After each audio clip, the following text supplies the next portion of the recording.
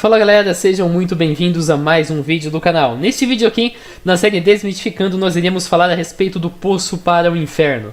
Provavelmente você já viu em algum lugar do Facebook ou do YouTube, sei lá, essa historinha aqui. De que na década de 80, os caras lá na Sibéria teriam cavado um poço, chegou a 12 mil quilômetros ou 14 mil segundo essa história. E lá eles teriam enviado também um gravador, não me perguntem porquê, mas eles enviaram um gravador a 14 km de profundidade na Terra. E nisso eles gravaram milhões de gritos, de pessoas gritando em agonia, pedindo água e misericórdia, como diz aqui na Fatos Desconhecidos.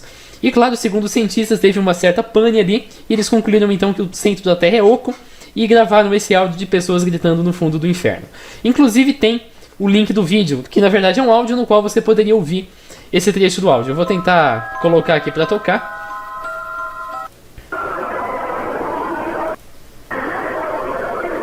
Seria esse áudio aqui. Depois a gente vai observar esse áudio melhor, fazer mais análises, e aqui tem mais algumas explicações de que alguns jornais da época teriam noticiado esse fato, entre outras coisas. Então é isso que nós vamos falar nesse vídeo. Vale lembrar, claro, que o título do vídeo é Desmistificando o Poço para o Inferno, e não Desmistificando o Inferno. Por quê? Porque a existência ou não do inferno é uma questão de crença, e crença não é desmistificável. Mas a questão, o fato, possível fato da escavação, é uma questão de evidências, e claro, evidências sempre vão ser desmistificáveis. Então, partindo dessa notícia, essa matéria original, que ele explica todo aquele rolê que eu já contei, introduzir, ele também diz que um cientista chamado Dr. Azakov, esse nome aqui, que por alguma razão ele somente era conhecido pelo tal buraco na Sibéria, teria dito que ele era comunista e não acreditava no céu nem na Bíblia. Mas como ele é um cientista agora, ele acredita no inferno. Também, claro, explicou que eles mandaram o microfone para baixo com a intenção de identificar sons de movimentos tectônicos. Se alguém entende de geologia, confirma se isso é possível ou não. Simplesmente para deixar aí, para complementar. E ele diz aí, claro, o endereço da fita. Então partimos para uma análise de há quanto tempo essa coisa já existe. Partimos aqui da pesquisa Sons da Sibéria do Inferno, Sons do Inferno, Poço para o Inferno, Gravação no Inferno e Dr. Azakov. Nós descobrimos que toda essa coisa já foi pesquisada ao menos desde 2004. Então muita gente já tem pesquisado isso, já tem feito buscas. Então certamente é algo anterior. Também descobrimos que o centro do negócio está nos Estados Unidos. Fora isso, temos dados insuficientes.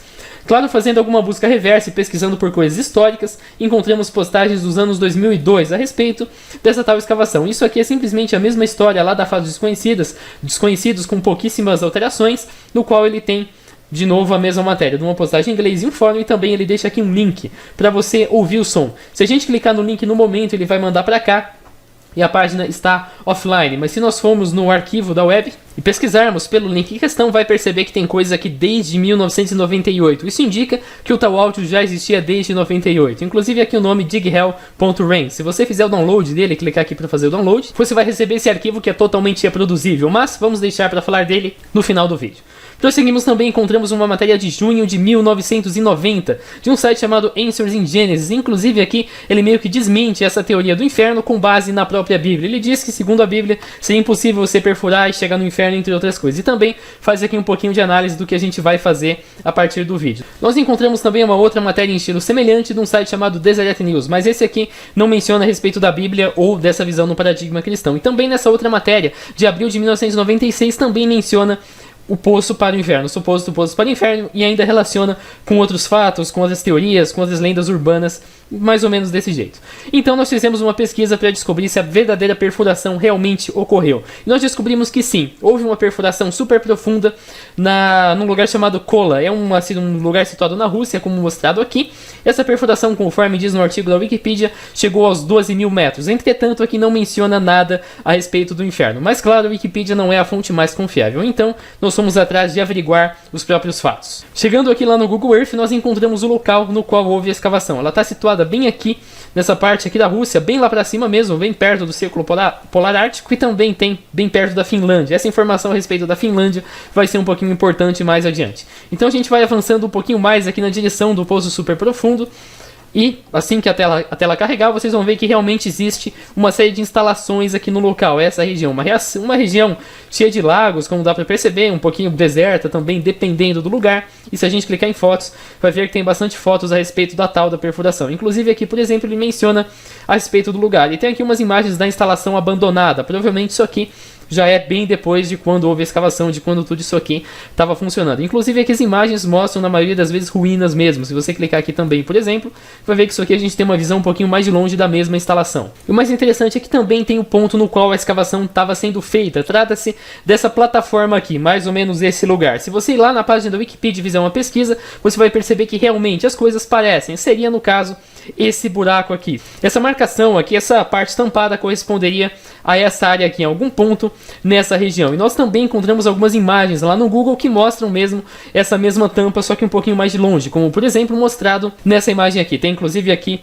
a profundidade que os caras chegaram, 12.226 metros. Fomos então procurar por artigos da época, artigos lá nos anos 80 que falam a respeito da tal perfuração. Encontramos a revista Scientific American, que é uma revista que existe desde 1845, e você pode no site oficial comprar todas as edições da revista desde aquela época. Nós não compramos porque encontramos o arquivo em uma outra fonte, mas se você acessar essa outra página aqui, vai ver que se trata da edição de dezembro de 1984, volume 251, edição 6. E descendo aqui embaixo você vai ver que tem um resumo das notícias que foram publicadas na revista naquele dia. Tem, por exemplo, uma coisa sobre a juventude e os povos idosos nos Estados Unidos, memória atômica, como células embrionárias, células nervosas embrionárias se reconhecem umas às outras, entre outras coisas. E principalmente o poço mais profundo do mundo, esse artigo aqui. Para você acessá-lo, você precisaria pagar para ter acesso ao arquivo, mas entretanto nós conseguimos achar este mesmo arquivo de graça em um outro site sobre geologia inclusive. Aqui tem apenas um recorte da própria Scientific American, dá para perceber que inclusive cita-se aqui o mesmo texto,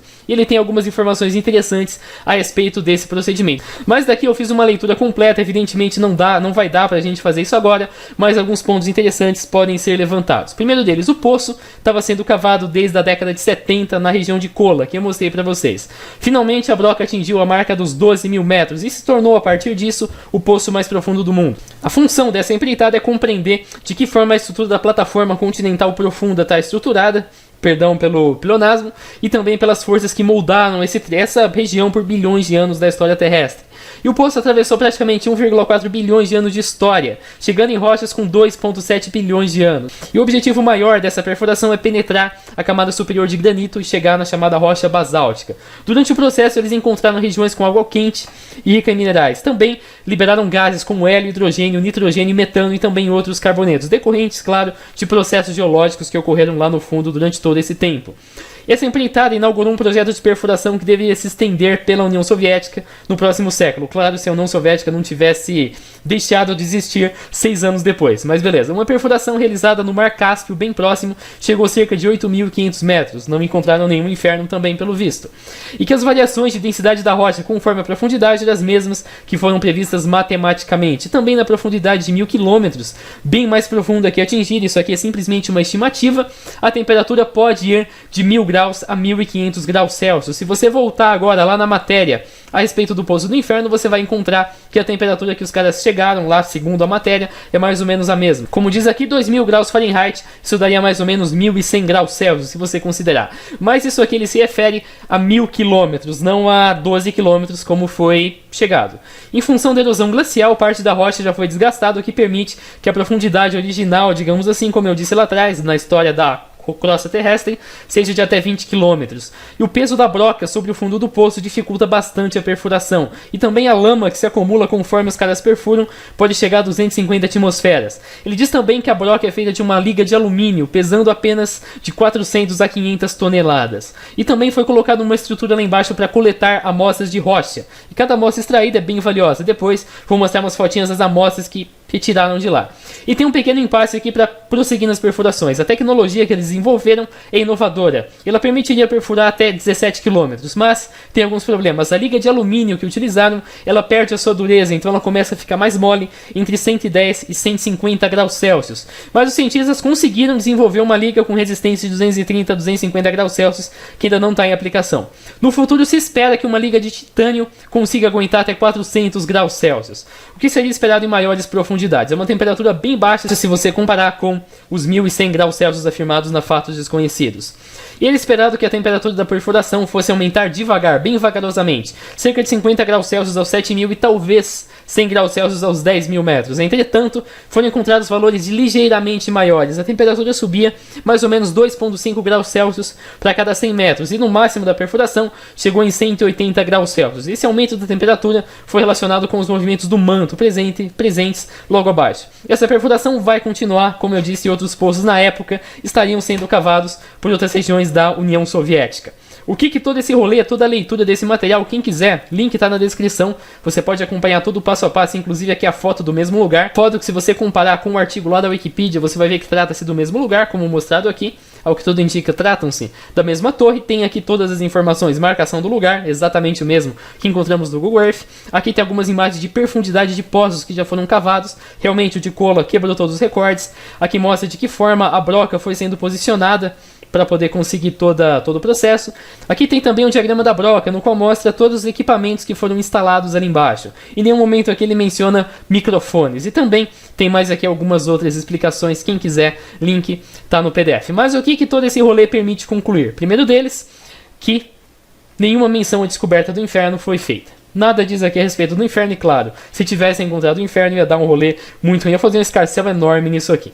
Além disso, não faz nenhuma menção a enviar tal microfone, como eu já disse. E o material utilizado na época perdia a dureza aos 150 graus Celsius. E nós fomos verificar realmente nessa parte aqui, se você procurar por alumínio alloy, vai perceber que a temperatura atual dele, do ponto de fusão, do momento em que ele fica líquido, é de 463 a 671 graus Celsius. Ainda assim é muito menor do que os 1100 graus Celsius afirmados lá no artigo. A profundidade foi de 12, não de 14 quilômetros, como dito. Nenhum cientista ficou comovido pela descoberta do inferno, porque não houve descoberta do inferno, e a matéria é assinada por um cara chamado E.A. Kolkovsky, acho que essa é a pronúncia. Mais uma vez, não temos nenhuma evidência de um tal de Dr. Azakov, como disse aqui, Dr. Viktor Azakov. Alguns colocam Azakov com E, outros com V mudo, não dá pra gente ter certeza do que se trata. Mas nós fomos um pouquinho mais além e tentamos encontrar outras matérias da mesma época para não ficar presos ao mesmo lugar. Encontramos esse artigo da Chicago Tribune, de 18 de agosto de 85. Aqui também tem o poço mais profundo do mundo, esse é o nome da coisa. Aqui inclusive ele usa well, se eu não me engano, de poço. Aqui ele usa rolo, de buraco. E também aqui tem a explicação. Mas o mais interessante, além de que essa matéria é muito mais focada na concorrência, na competição entre quem cava o poço mais profundo do mundo, tem aqui um detalhe interessante. Ele menciona aqui o nome do Kolkovsky, que na verdade esse cara, como dito aqui, é um ministro de geologia da União Soviética. Fazendo uma pesquisa pelos cargos de ministérios na União Soviética, vai perceber que existe sim o Ministério da Geologia, como mencionado aqui. Além disso, nós também encontramos essa matéria chamada Lapizarra de Yuri, que apesar de conter o nome Caminho del Inferno, não é uma matéria a respeito do suposto achado do inferno. É simplesmente uma forma de você dizer que o núcleo é quente pra cacete. Tem aqui algumas fotos da exploração. Essa aqui foi de quando chegaram aos 1.100 metros. Provavelmente esse aqui é o barracão lá da imagem. Tem todo o pessoal que trabalhou na expedição. Pelo visto ninguém tá traumatizado com nada até agora.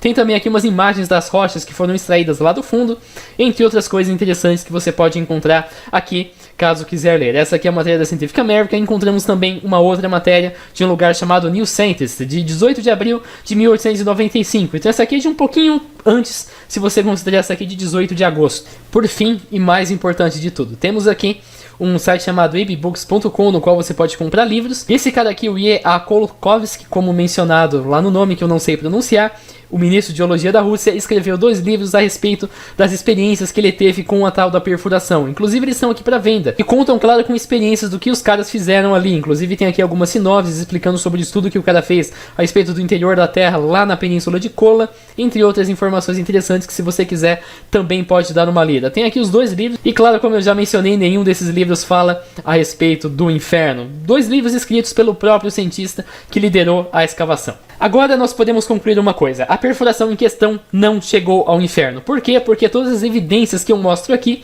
temos então o artigo da Scientific American, a outra matéria da Chicago Tribune, a matéria do New Scientist e, claro, os 2 livros do próprio cara que fez a perfuração, não fazem nenhuma menção à descoberta do inferno. Todas essas marcações aqui que estão sinalizadas em azul, inclusive aqui tem as datas de que todas elas aconteceram. Mas então, resta partirmos para a parte em vermelho. Se ninguém chegou ao inferno, então por que as pessoas repetem que alguém alguém chegou no inferno. Para isso, nós tivemos que usar algumas matérias da época. Essa aqui, por exemplo, que eu já mostrei, de maio de 1991, que fazem menção a respeito de como a história surgiu. A partir das informações presentes aqui, nós percebemos que isso começou a ser divulgado por uma rede chamada TBN. TBN tem uma sigla para Trinity Broadcast Network, e trata-se de uma emissora de TV americana. Não só TV, os caras têm revistinha, tem rádio, tem acho que igreja também, inclusive, mais ou menos igual a Record aqui no Brasil. E, como dito, nessa matéria que eu já tinha voltado lá atrás, essa história foi publicada numa revista de 1990, em fevereiro de 90, chamada Praise the Lord, no qual ela teria publicado uma tradução de um jornal finlandês com o nome Cientistas Estão com Medo de que eles tenham aberto os portões do inferno. Nós não conseguimos achar a edição do Praise the Lord oficial, mas um cara, uma mulher, eu não sei, chamada Estelle Evelyn Williams, publicou em 2014 um livro chamado Ignorance is No Excuse. E nesse livro aqui nós temos uma reprodução da própria matéria publicada pela Trinity Broadcast Network. Aqui, inclusive, ela começa com o mesmo título: Cientistas têm medo que eles tenham aberto os portões do inferno. Essa matéria é muito semelhante com a matéria postada pelos fatos desconhecidos e, claro, por muita gente por aí. Ela menciona a respeito dos 14 quilômetros, mais ou menos 9 milhas, também bem semelhante àquela matéria lá atrás que nós descobrimos neste fórum aqui, postada em 2002. Tem também aqui o nome do Mr. Azakov, que a gente tinha apontado lá atrás. Também diz aqui que os geólogos ficaram abobalhados, digamos assim, não sabiam o que estava acontecendo. Diz também que a broca perfurou vários quilômetros pela crosta terrestre, até que ela começou a girar selvagemente sem nenhuma explicação, mesma coisa mencionada na matéria que a gente conhece atualmente. Também diz a temperatura de 1.100 graus Celsius ou 2.000 graus Fahrenheit. Ele diz aqui que isso é muito mais do que eles esperavam e que é quase como se o inferno estivesse saindo do centro da Terra. Também diz aqui que a última descoberta era a mais chocante de todos, porque eles tentaram ouvir os movimentos da Terra, mesma coisa lá dos movimentos tectônicos que estava na outra matéria, utilizando microfones super sensíveis que foram colocados dentro do buraco, sem nenhuma malícia dessa frase que eu acabei de pronunciar. Eles ouviram aquilo de início, acharam que eram ruídos, alguma coisa do gênero, mas após alguns ajustes eles perceberam que na verdade aquilo vinha de verdade do interior da Terra. E tratava-se de gritos ouvidos, de uma voz humana gritando de dor. Apesar de que apenas uma voz era discernível, era perceptível, eles poderiam ouvir centenas, talvez milhares de vozes no fundo, de almas sofrendo e gritando. Depois dessa descoberta, mais ou menos metade dos cientistas vazaram por causa de medo. Mas ele espera que o que está lá embaixo vai permanecer lá embaixo. E o Dr. Azakov continuou. Isso aqui ele inclusive diz que isso foi traduzido do Amenusat, é um jornal finlandês que publicou a matéria, exatamente a mesma coisa mencionada lá nesta outra matéria da década de 91. Inclusive aqui ele diz aqui algumas citações da Bíblia, provavelmente para sustentar a ideia do inferno. Esse livro aqui, ao que eu entendi, também trata-se de um livro religioso, digamos assim, no qual ele sustenta mesmo essa teoria. Provavelmente ele não tenta desmistificar, digamos assim, o que é explicado aqui. Se alguém tiver o livro original, pode confirmar essa informação para mim. E nós também encontramos essa outra matéria que foi postada. Se você clicar aqui em exibir código-fonte da página, vai perceber que trata-se de 2001, de um cara chamado Frederick Lee Rice. Se você verificar aqui, vai ver que é exatamente a mesma matéria. Tem o Amenusat, tem todos os rolês aqui. Agora vem a parte na qual uma porção considerável do que a gente fez nesse trabalho a partir de agora, eu devo meus créditos para um cara chamado Rick Buller. Esse cara, pelo que eu pesquisei, já tá falecido, mas trata-se de um cara que era um jockey de rádio. Ele também era cristão, evangélico, ele era autor, ele também deu várias palestras, ator, pastor, entre várias outras coisas. E naquela época, muita gente perguntou a respeito dessa história no programa de rádio dele, ele menciona aqui. Então ele escreveu um artigo para uma revista chamada Christianity Today, que corresponde a essa matéria aqui. Nessa revista, na época, ele conta, não dá pra gente ter certeza se o que ele verificou é verdadeiro, se toda a história que ele disse aqui é verdadeira, mas as evidências sustentam, encontramos várias evidências que sustentam toda a ideia que ele mostrou. Mas até então o que a gente pode afirmar, voltando um pouquinho para trás, nós temos então aquela matéria da década de 90 que aponta que a rede TBN fez a publicação a respeito desse áudio. Também temos o Ignorance is No Excuse, que também volta mais uma vez para a TBN. E agora nós chegamos dessa matéria Background on the Drilling to Hell Story. Trata-se desta matéria aqui. Ele conta todo o processo, digamos assim, que ele fez de investigação, que ele foi seguindo a trilha até chegar numa coisa que seria a prova cabal de uma vez de que isso é falso. Ele disse aqui que primeiro o Rich ligou para a TBN, fez uma ligação lá para os caras e eles falaram que a história é verdadeira sim, que eles tinham um cara que possuíam documentações que provasse. Essa notícia teria sido enviada por um cara chamado R.W. Scambat, um pastor do Texas. Fazendo uma pesquisa mais uma vez pelo tal do pastor, você vai perceber que esse cara realmente existe. Ele também já está falecido e trata-se desse cara aqui.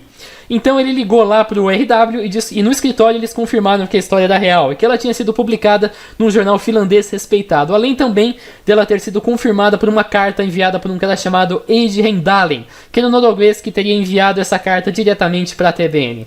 Eis então que neste site aqui, um site em árabe que mostra que essa história é falsa, baseando no Corão, beleza? Nós encontramos a tal da carta. Não dá pra saber mais uma vez se a carta é real, mas ao que tudo indica, trata-se de uma carta real porque ela se enquadra perfeitamente na história contada pelo Rich. Essa carta aqui ela é datada de 7 de janeiro de 1990, de Oslo, na Noruega. Ele diz aqui: querido senhor e senhora Crouch, senhor e senhora Crouch, como eu fiz a pesquisa, nós descobrimos que trata-se desses dois caras aqui que na época apresentavam, né, a tal da TBN. São esses dois caras aqui, ao que eu entendi, eles são casados. Inclusive diz aqui, Paul Crouch, quem fundou a TBN.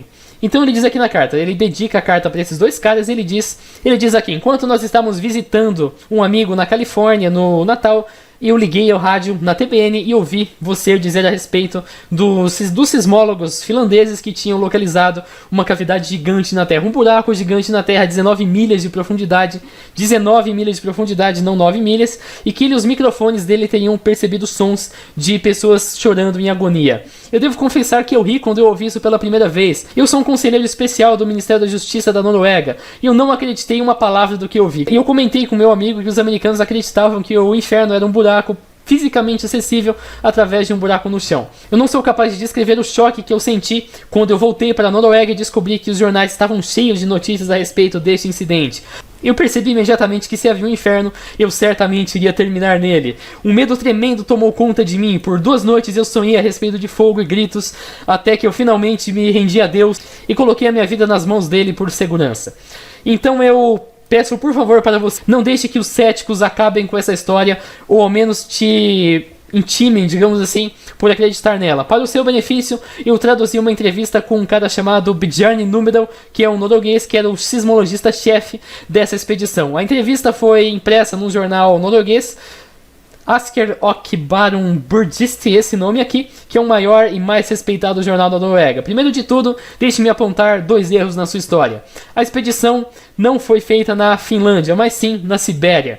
Eles cavaram um buraco de 9 milhas, não de 19 milhas. E o artigo traduzido está colocado separadamente. O que essa matéria permite concluir? Que essa notícia de rádio no qual ele se refere data-se de antes da matéria publicada pela TBN, presente aqui no livro esqueci o nome dela, da Estel. Trata-se disto aqui, a gente pode perceber, inclusive porque ele cita o jornal finlandês, dessa vez o jornal se chama Menusatja, e ele também menciona as 9 milhas e não 19 milhas, como os caras da TBN teriam afirmado lá no rádio. E trata-se, e ele diz também aqui que a tradução está sendo enviada separada, muito gentilmente. Então nós fomos lá no tal do Asker, descobrimos que na verdade o nome atual dele é Bud Sticka, acho que esse é o nome, mas que Asker Og Barum, alguma coisa, trata-se do nome até 2004. E também encontramos aqui, ao fazer toda a pesquisa, nenhuma matéria a respeito da perfuração do inferno. Então, pelo visto, esse jornal não publicou nada a respeito do assunto. Agora, voltando lá para a matéria do Rich, ele também afirma que na versão norueguesa, a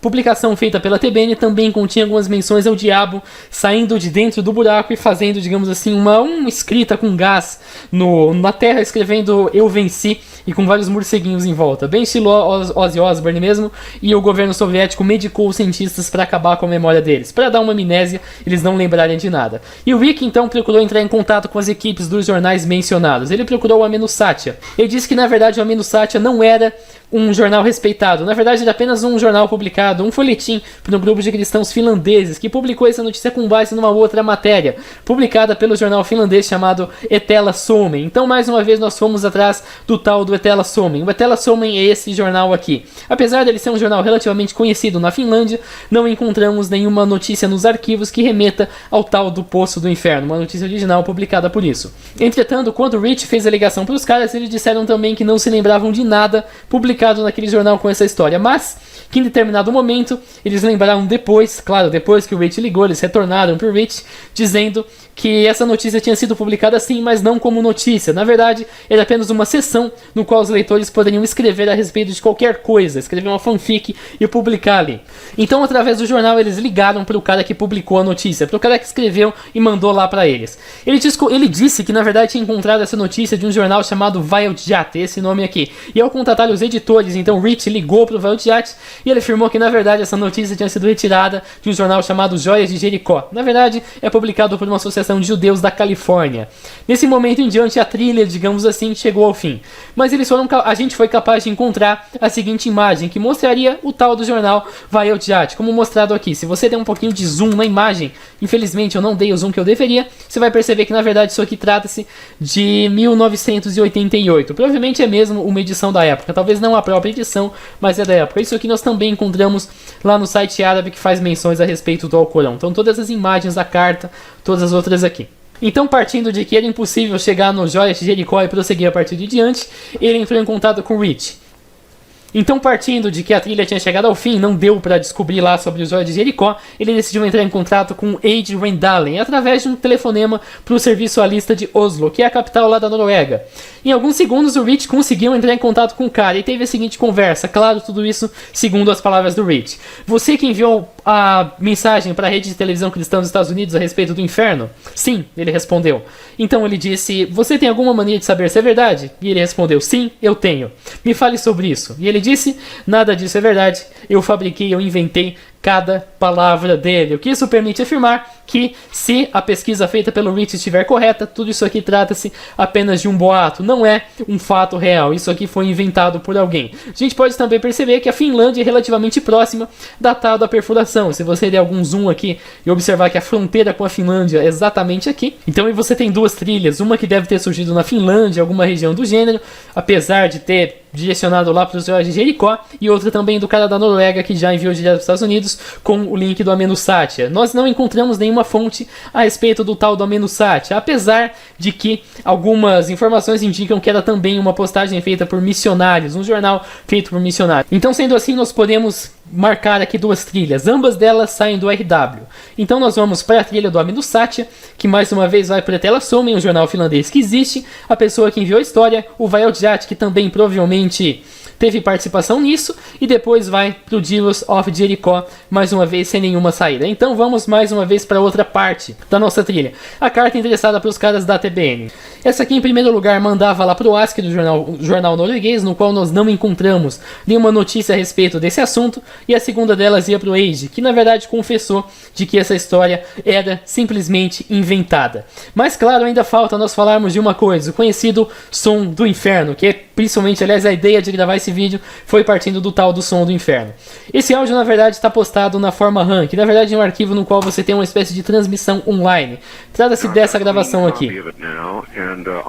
Eu não vou colocar ela inteira, porque para isso a gente vai ter que rebobinar e vai ser um cu. Mas eu tenho aqui essa versão que eu converti para MP3, no qual é muito mais fácil da gente ouvir. Vou abrir ela com VLC Media Player e deixar tocando durante o vídeo. Caso você queira acompanhar a tradução da matéria, eu vou deixar para você aqui. Na verdade aqui está em inglês, mas eu vou deixar a legenda enquanto toca o áudio. Depois a gente comenta um pouquinho a respeito da sua tradução. O áudio tem apenas 40 segundos, ou 30 segundos, se eu não me engano. São 30 segundos, porque ele começa precisamente aqui aos 2 minutos e termina aos 2:39. Então são 40 segundos. Mas a questão é, todas as outras versões têm áudio de 6 minutos, de 10 minutos que você ouve por aí, são apenas cópias desse mesmo áudio. Este aqui é o áudio original. E a história dele é mais ou menos assim, julgando pelo contexto da mensagem, dá a entender que o seu emissor é um homem chamado Rick. E esse cara era de Chicago, e o irmão do Rick trabalhava registrando fitas e áudios e eventos paranormais. Ele era esses caras que vão em casa assombrada filmando as coisas. Após o seu falecimento, ele deixou a fita gravada na Sibéria, e já temos uma certa, digamos assim, contradição, porque nenhuma das matérias anteriores fazem menção a respeito de algum investigador paranormal indo lá na Sibéria filmar. Mas de algum jeito, esse cara aqui conseguiu a fita, teoricamente conseguiu a fita lá na Sibéria. E o Rick está aparentemente enviando essa cópia para um programa de rádio. Como mencionado, ele diz aqui, querido Art Bell. Na verdade, o Art Bell é um radialista americano. Se você fizer uma pesquisa, vai descobrir. Na época, deduzimos ser em 1998. Por que 1998? Porque o registro lá do arquivo da web mostra que foi em 1998. Em algum momento aqui, eu coloquei print disso aqui. Então, final de 1998. Apesar de que muita gente na internet diz que é 2002, perdão, mas está errado, é 1998 ou menos. Isso foi publicado num programa chamado Coast to Coast AM, que era um programa dedicado à discussão de assuntos paranormais. Tinha nego que ligava lá dizendo que estava fugindo da área 51, tinha gente dizendo que passou por história de fantasmas, entre outras coisas. Ou seja, esse áudio surgiu apenas 10 anos depois da perfuração. A perfuração teria ocorrido em 85, antes até Se você considerar lá a matéria da Scientific American, o boato teria surgido em 1998, 1999, nessa faixa, pela TBN, e apenas quase uma década depois, finalmente surge o áudio no Coast to Coast. Até então, nós apenas tínhamos o relato de que eles teriam chegado no inferno e não o tal do áudio. Então, o áudio não é contemporâneo à perfuração. E esse aqui é uma das imagens do Coast to Coast, e esse cara, se eu não me engano, é o próprio Art Bell, e este cara aqui, temos aqui a imagem do programa de rádio. Então nós vamos partir da suposição de que essa fita é autêntica e foi gravada lá na Sibéria, e partindo disso nós vamos verificar se tem alguma evidência de que essa fita não é autêntica. Para isso, vamos usar um programinha chamado Sonic Visualizer, que é um programa no qual você pode observar o espectrograma. O espectrograma aqui no caso vai ser para tentar verificar indícios de que tenha havido mixagem, ou seja, de que o mesmo áudio tenha sido copiado e colado várias vezes. A gente dá para fazer isso também ouvindo, mas ouvindo podem ter assim, digamos, divergências. Ah, parece, não parece, é apenas parecido, enfim, entre outras coisas. E provavelmente isso aí iria dar menos credibilidade para o vídeo. Mas nós vamos fazer aqui a análise a partir do dighell.mp3. Então, adicionar espectrograma e essa aqui é a imagem. Todo esse trecho aqui do espectrograma é simplesmente o cara falando, o Rick falando. Mas esse aqui é a parte do som. Vou colocar tocando para vocês perceberem.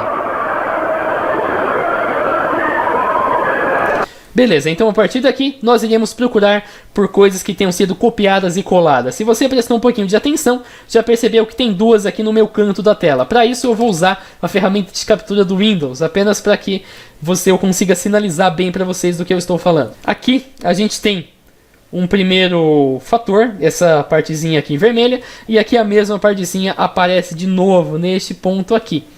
Essas duas coisas são idênticas. Se você comparar uma com outra, vai ver que trata-se exatamente da mesma figura, da mesma imagem no espectrograma. Isso significa que esse trecho do áudio foi copiado e colado. Além disso, não tão idêntica, mas também bem semelhante, nós temos, ter que fazer outra captura aqui para que vocês possam ver com mais clareza, nós temos outras duas coisas semelhantes. Podemos citar, por exemplo, esse trecho aqui, juntamente com esse trecho aqui do espectrograma. E claro, vamos agora ouvir para verificar se é mesmo parecido. Eu vou colocar primeiro na primeira aparição deste trecho do áudio.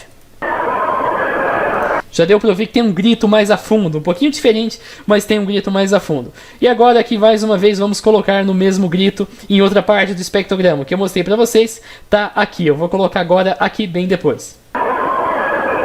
Já deu para ouvir que tem o mesmo grito ao fundo, ou seja, ou as pessoas no inferno gritam de forma repetida e tudo que eu mostrei até agora é mentira, ou então isso aqui não é exatamente uma perfuração para o inferno. Temos também aqui outras partes semelhantes, mas não iguais. Por exemplo, essa aqui,